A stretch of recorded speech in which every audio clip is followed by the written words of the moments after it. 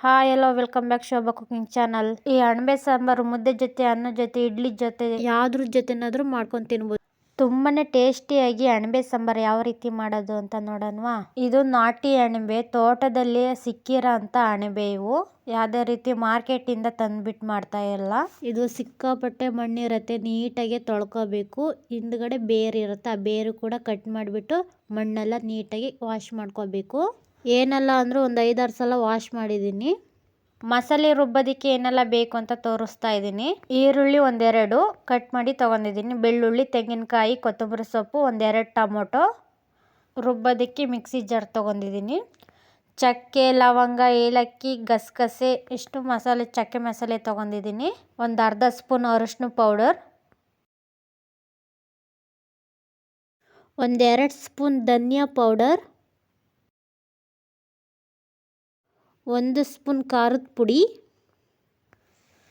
Cut ಮಾಡ್ಕೊಂಡಿರೋ ಅಂಥ ಈರುಳ್ಳಿ, ಬೆಳ್ಳುಳ್ಳಿ, ಟೊಮೊಟೊ, ಕೊತ್ತಂಬರಿ ಸೊಪ್ಪು, ತೆಂಗಿನಕಾಯಿ ಇಷ್ಟನ್ನು ಹಾಕಿ ಒಂದು ಸ್ವಲ್ಪ ನೀರು ಹಾಕಿ ರುಬ್ಕೋಬೇಕು.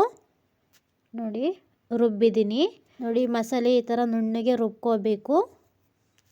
ಇಲ್ಲೊಂದು ಕಡಾಯಿಗೆ ಎಣ್ಣೆ ಹಾಕ್ಬಿಟ್ಟು ಬಿಸಿ ಆಗೋದಕ್ಕೆ ಬಿಟ್ಟಿದ್ದೀನಿ. ನೋಡಿ ಚೆನ್ನಾಗಿ ಬಿಸಿಯಾಗಿದೆ. ರುಬ್ಕೊಂಡಿರೋ ಮಸಾಲೆ ಹಾಕಬೇಕು ಎಣ್ಣೆಲೆ. ಒಂದು ಸ್ವಲ್ಪ ಹೊತ್ತು ಮಸಾಲೆ ಎಣ್ಣೆಲೆ ಫ್ರೈ ಮಾಡ್ಕೋಬೇಕು.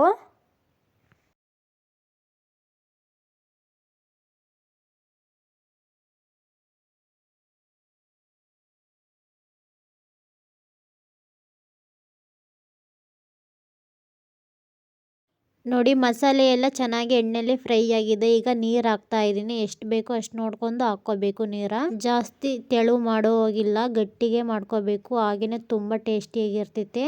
ನೋಡಿ ನಾವು ಮುಂಚೆನೆ ಅಣಬೆ ಹಾಕಂಗಿಲ್ಲ. ಫಸ್ಟ್ ಸಾಂಬಾರು ಕುದಿಸ್ಬಿಟ್ಟು ಆಮೇಲೆ ಅಣಬೆ ಹಾಕ್ಕೋಬೇಕು. ಇಲ್ಲಾಂದ್ರೆ ಅಣಬೆ ಎಲ್ಲ ಕರ್ಗೋಗ್ಬಿಡ್ತೈತೆ ಮುಂಚೆನೆ ಹಾಕ್ಬಿಟ್ರೆ. ಅದು ತುಂಬಾನೇ ಸಾಫ್ಟ್ ಆಗಿರೋದ್ರಿಂದ ಬೇಗನೆ ಬೆಂದೋಗ್ತವೆ ಅಣಬೆ. ರುಚಿಗೆ ತಕ್ಕಷ್ಟು ಉಪ್ಪು ಹಾಕ್ಬಿಟ್ಟು ನೀಟಾಗಿ ಮಿಕ್ಸ್ ಮಾಡ್ಕೋಬೇಕು. ನೋಡಿ ಅಣಬೆ ಸಾಂಬಾರೇನು ಕುದಿತಾನೆ ಇದೆ ಚೆನ್ನಾಗಿ. ಇದು ತುಂಬಾನೇ ಗಟ್ಟಿ ಇರಬೇಕು, ಆವಾಗಲೇ ತುಂಬ ಟೇಸ್ಟಿಯಾಗಿರ್ತೈತೆ ಮುದ್ದೆ ಜೊತೆ. ನೋಡಿ ಒಂದು 20 ನಿಮಿಷ ಕಾಲ ಚೆನ್ನಾಗಿ ಕುದ್ದಿದೆ. ಈಗ ಅಣಬೆ ಹಾಕ್ತಾ ಇದ್ದೀನಿ. ಅಣಬೆ ಹಾಕ್ಬಿಟ್ಟು ಜಾಸ್ತಿ ಹೊತ್ತು ಕುದಿಸ್ಬಾರ್ದು, ಒಂದು 5 ನಿಮಿಷ ಕುದಿಸ್ಬೇಕು. ಬೇಗನೆ ಬೆಂದೋಗ್ತವೆ. ಈಗ ಅಣಬೆ ಹಾಕ್ಬಿಟ್ಟು ನೀಟಾಗಿ ಮಿಕ್ಸ್ ಮಾಡ್ಕೋಬೇಕು.